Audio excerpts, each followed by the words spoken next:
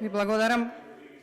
Почитувана потпредседателка на Собранието, почитувани колеги пратеници, почитувана Сања Лукаревска, со внимание го проследив вашиот говор и морам да истакнам дека воопшто не се согласувам со наводите кои ги изнесовте за предложениот кандидат за гувернер на Народната банка на Република Македонија.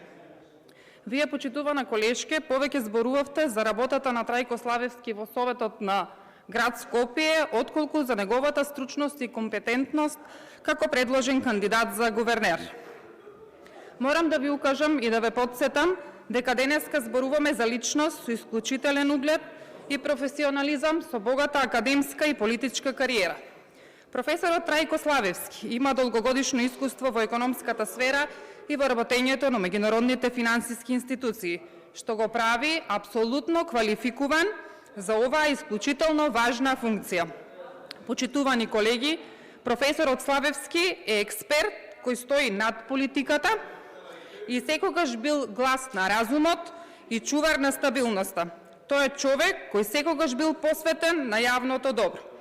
Во време на глобални и економски предизвици потребна ни е личност со визија, кредибилитет и знаење. Јас верувам дека под водство на Славевски Народната банка ќе продолжи да биде столб на финансиската стабилност и мотор на економскиот развој.